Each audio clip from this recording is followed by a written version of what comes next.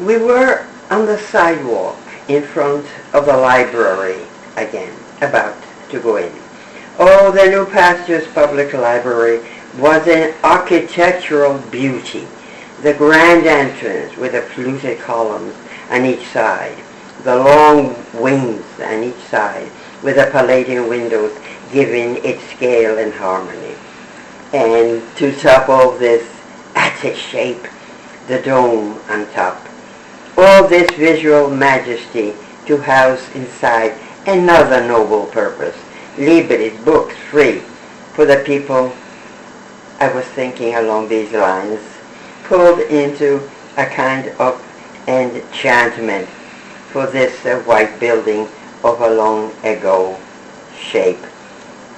It'll probably be turned into high-priced condos, Mary stated brutally, shattering my lovely reverie. I don't like what Mary keeps saying, those two words she likes to repeat regarding American libraries, closing, obsolete. I don't think she's going to become my friend. She makes me wonder if I had chosen the right profession. I'll just have to put up with her negativity. Negativity, she added, just like the plaza, high-priced condos. I like Susan, the new director. She's nice to me, gentle, encouraging, and so different from her half-sister. Yet, Susan can be tough. Mary, don't start that again, she snarled. Mary said, it's the truth. Just like those large and lovely Victorian mansions on Arcadia Avenue. They could not sustain themselves. The only thing that keeps this library alive is the money poured in by KBV. The library was her whole life. Mary said these words in an unusual, tender voice. She sighed, adding, she loves this place, practically gave her life to it. In a way, I love it too. I want to work there. I pledged allegiance. But I love Chris too. He gave me the engagement ring on Valentine's Day with a surprise engagement party at his parents' restaurant. He's an accomplished accordion player, my Chris, playing and singing especially to me. Parlami d'amore, Camilla. Tutta la mia vita, say too. He made me cry because he loves me too much. I'm afraid he's going to be hurt by me. Not deliberately. I accepted the engagement ring, but just want to be sure I just don't know if I could live the rest of my life in the restaurant that one day was going to be his. And why not? It would be a life of security. Good Italian food and lovely Italian songs. Of course, I could read all the books I wanted. Christopher Capriello wouldn't care. He's a sweet man in his early 30s. Only once is me, excuse me, and children with me. Why do I have this need for independence from parents, from everyone, when they all love me? This first need to come to my place. The two librarians were going inside. Then and there, I decided I'd give the new pastor's public library the usual 100 days. 100 days of my life. By the end of that time, I'll surely know what to do with the rest of my life. Right? Get married and go live in Brooklyn? Or stay on the library, New Pastures? I will know. For sure. So I went up the marble steps this afternoon and followed the two librarians inside the library. I told my cats Misty and Queen Soraya, I was hired, and they were going to get good food now. Both meowed, pleased. I told my parents I was hired. Of course, they were too, also very happy.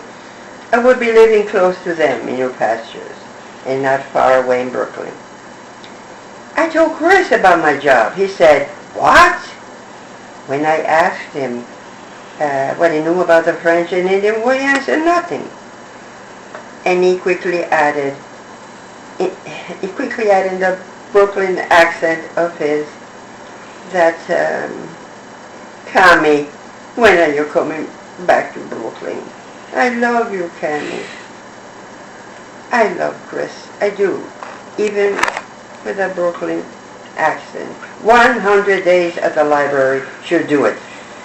Then I'll know what to do for the rest of my life. For sure, I'll know what choice to make. I hope. Day 1 at the New Pastures Public Library. The weekend had been just fine. And Chris, of course, always called. And then my mother passed by, as usual, when I was in college at Newport. She came with a care package. Okay? My mama remembered well that I did not have a car, so she proposed that she drive me to work and back, but I said it's very near. I prefer to walk. So there I was inside the library. It was February, Black History Month, filled with Afro-American lit for February, Black History Month. Yes, my favorite beloved was there, and my mother's Sula, Toni Morrison. But I was so happy there and so pleased when all of a sudden I hear, a rat, and then I did see a rat going across the lobby of the library. But yeah, somebody screamed, a shrill, piercing scream, followed by the agonized words, "A rat, a rat." And then, yes, my eyes came tumbling down, and there indeed was, well, it wasn't a rat, it was really a mouse, but I didn't expect it. And it was Gabrielle, the young reference librarian, with a frothy lippy face. Small, delicate, that she was. I had been introduced to her on Friday, and she came out and said this, "Gustavo, get rid of that disgusting big right."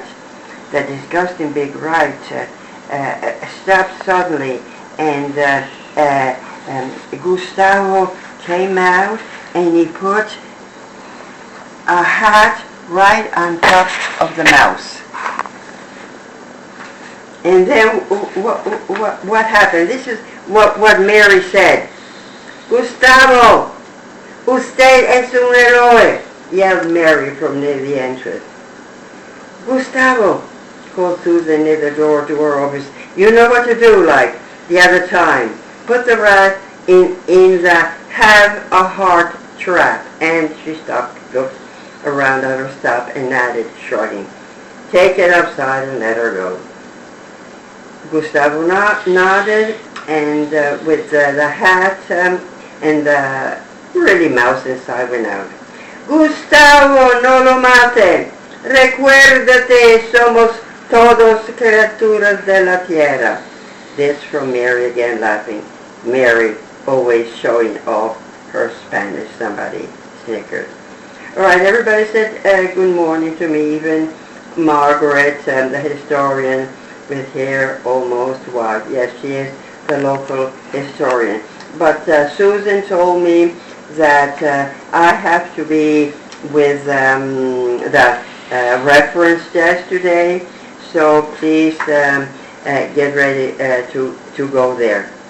And so I did, and well, luckily Mary came there with me. And this is what she said to me.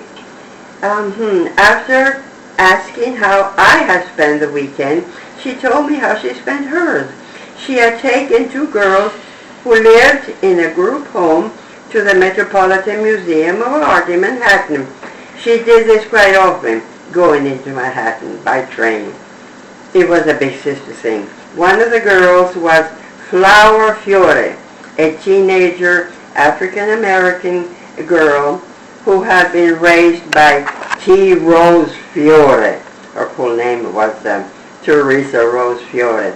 And she had taught Flower to speak Italian.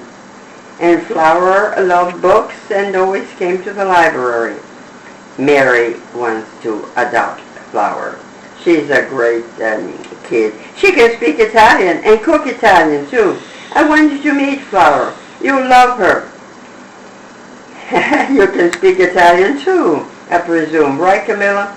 Told her I did, when in reality I couldn't handle a real conversation. Even though my mother, a foreign language teacher, often tried Italian on me.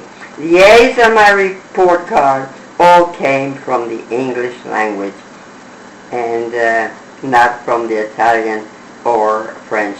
So after the reference, oh yes, Obis man came. Mama,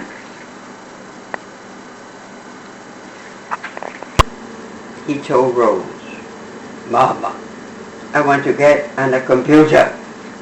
He demanded again, strangely. His voice was a cultured voice, but he was so heavy. My goodness. Yes, he was, the smell of him was just awful. A big bundle of mix of sweat, stale tobacco, urine, what have you. Mary said to him, when he said again, hey, I demand a computer. I have the constitutional right. Mary said, please, sir, they were all taken. Please be patient. And as soon as one is free, we'll give it to you. So he went away by saying, this is not an up-to-date state-of-the-art library. More computers are needed to meet the needs of the heavy text public. And he left. Mary said that he would be back. The morning went by fast.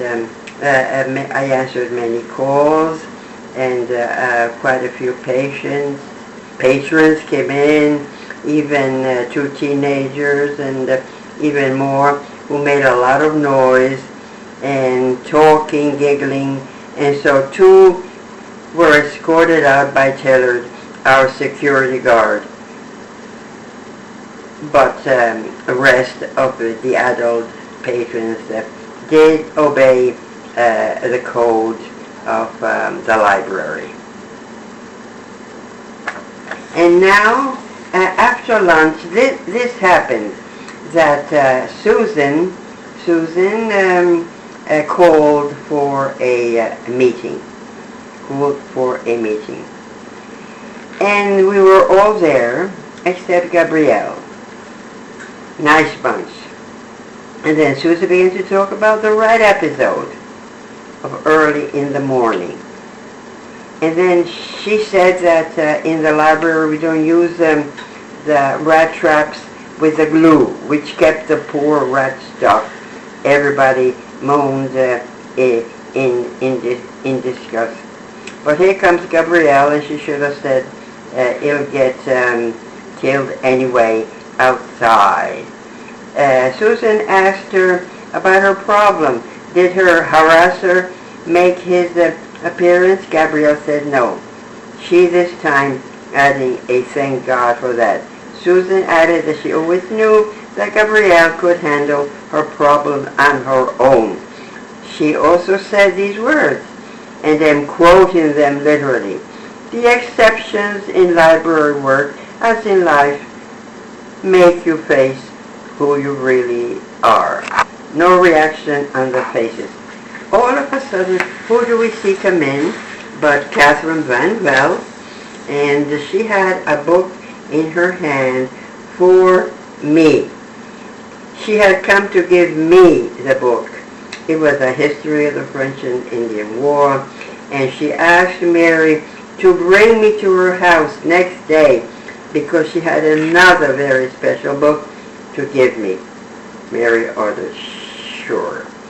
And then Catherine Van Velde once again said this, our beloved library is indeed lucky to have Camilla here, and that she's going to take over the commemorations of the French and Indian War.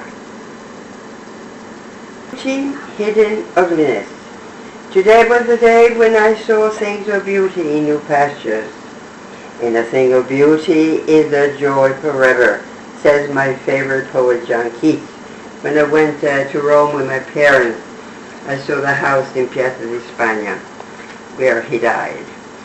I'm not talking of the beauty of the New Pastors Public Library, but the beauty of the Van Velde place where Catherine Van Velde lives. There were enough librarians to cover all posts today, so Mary and I went. And I asked about the book. Oh, probably another one on the French and Indian War, she says, shrugging. She'll probably also show you William's room, her favorite. You know, she wants my son to get dressed up in the same type of clothes that William wore. Mary was driving a street with beautiful Victorian houses. Here we are, going back in time to rich and plenty of over 150 years, Mary said. She made a right turn and large Victorian houses on both sides. And she said, welcome to Fairyland on the Hudson. Oh, it did look like a fairyland. These Victorian houses, very beautiful. Wraparound porch, a turret, a gable, solera. Oh, there was one with a widow's walk. My, made me dizzy with excitement. Oh, Mary, they are so beautiful. I like them so much. I want to live one of them. They're show-off houses, she exclaimed, as if she did not like them. The men who built these houses were filthy rich, and they competed with one another. Then we came to the Catherine Van Velde house. But before that, she had seen a for sale in front of one, and she had hoped that one day she could buy it with her assent. Mary gave her a signature body movement. Yeah, she said, likely. She shrugged and pushed on the pedal. All right, there's the Van Velde mansion, more beautiful than any other, especially at the very, very top, after the porch, columns in all shapes and sizes. There was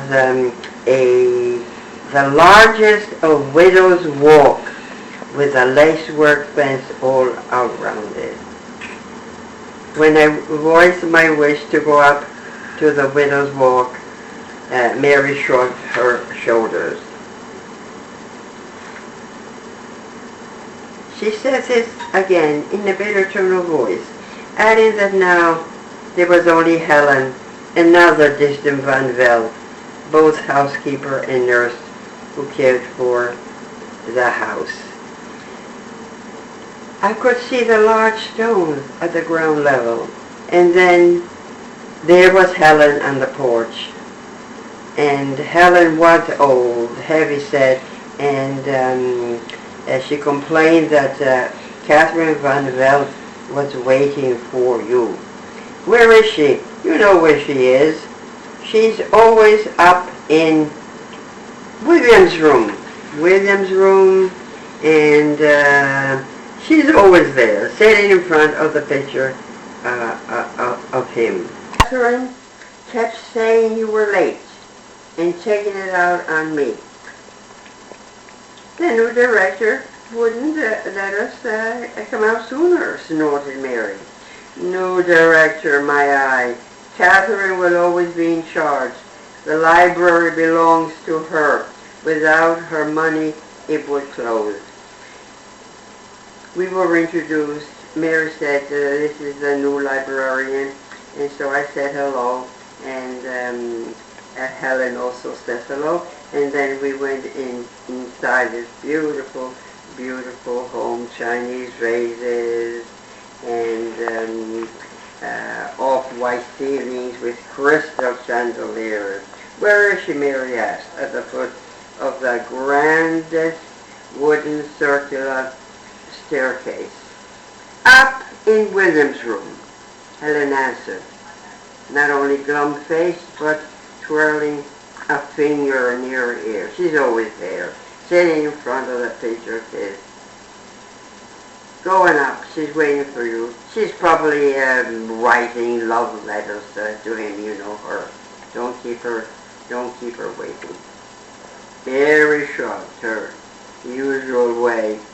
But we started up the majestic staircase with leaded colorful windows for a wall on the first landing. The first floor had many marble columns. When I asked Mary if the marble was from Italy, she said it was faux marble, and that this fake marble cost even more than the real one. It was all the rage at the end of the 19th century. A few portraits too, faces not as grim as those in the library. And finally, we went into William's room. Catherine Van Veld was sitting on a high-backed wooden chair.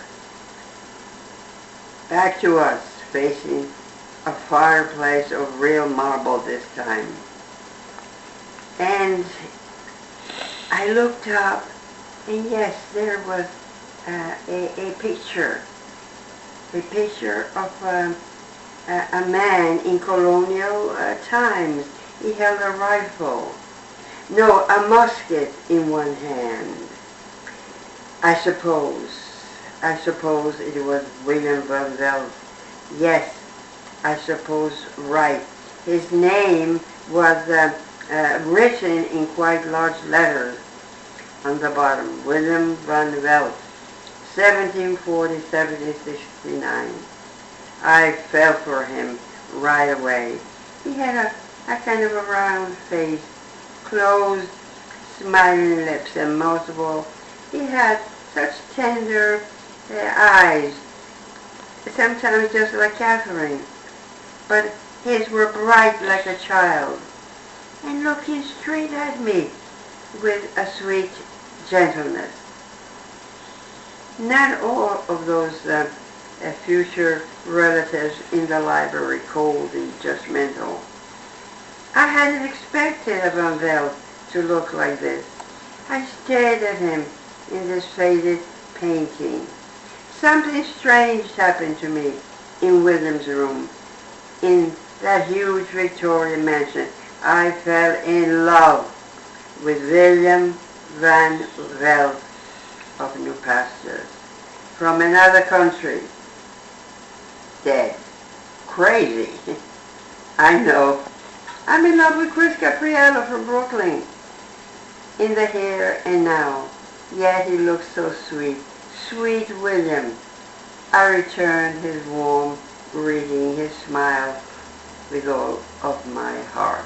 And then something happened. Yes, she did give me the book. And then she asked, where is Sinclair? Arkansas. He went to Arkansas, replied Mary.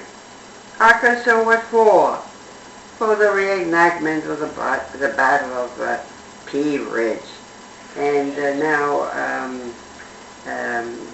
Catherine Von Zell, they shouldn't be here. They should be here getting ready to reenact the Battle of Lake George on September the 9th. Well, it happened in 1755. We're in 2004. Mary voiced this reminder softly. William fought in the Battle of Lake George. Catherine Van Zel said quickly, also softly. The painting of a young man in the elaborate ornate frame was quite faded. He was only 15. He fought bravely. Almost got scalped. Scalped! The horrifying word roared back the few pages in the book called A History of the French and Indian War. It was a gruesome battle, the Battle of Lake George. French and Iroquois Indians against British and New York Mohawks. Old Chief Hendrick of the Mohawks got killed. I was just remembering this. Yuck! But with those muskets. But those flint-like muskets of the white man were just as frightening. I stopped a bit. They were talking. I kept looking at him, smiling sweetly.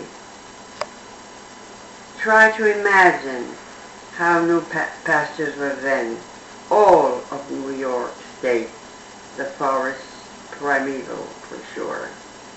He never got any recognition. We must do something to right this wrong. We must, said Catherine. Give us the book, will you? Said Mary. We have to go back. Catherine didn't answer Mary. Do you have any ideas, Camilla, of how to some commemorative event? Yes, Mrs. Roosevelt, I have. Oh, let's hear it. I too looked at William, smiling all the time. To me, he was my sweet William. I had to come up with something, real quick. My eyes went to the musket again, fixed on it, this long, intriguing war weapon of long ago, wars. And then something checked in my brain. I remembered when I was a junior in high school, because Dave Hayworth, the boy I liked then, obsessed with firearms, I had signed up for the firing course after school. I had done the same thing. Had to have permission from my parents. My mother wasn't too thrilled. Anyway, to make a long story short, I was good. I was good at this. And beginning, yes, with a musket, flintlock musket, we heard from the teacher, about 5.5 feet tall in length. I got a sharpshooter certificate. Not Dave. I think that's why he broke up with me. Well, Camilla, I'm all ears, said Catherine Van Vel. I could not disappoint, really. So I thanked my old school boyfriend Dave for bringing me, because all of a sudden I got this idea. Vivi, we've got to get teenagers into the library to teach them all about the French and Indian War. We'll do them with a musket, with William's musket. We'll have a series of lectures, workshops entitled Come and Learn About the Musket That Made Dreaming of a Free America possible. The musket, the one the French Indian War. Oh, she was so happy with this and thank you, Camilla. It's a brilliant idea. I like it. My mind went again to the Battle of Lake George. Fort William Henry, Ticonderoga, two battles of Lake George. From William Henry again at Ticonderoga, 2 tomahawks, bullets, carriages, horns, worn out booklets with titles like firearms in the war. But I had to do something. And then this is what Mary said. Okay, well, we'll do that some other time. Now we have to go back. All right. Now, Catherine Lambert said you have to go back. But I want to tell you this. William's musket is a learning tool. Billy said warmly, turning to the painting. You'll finally get the credit, dear William, you deserve, my beloved William.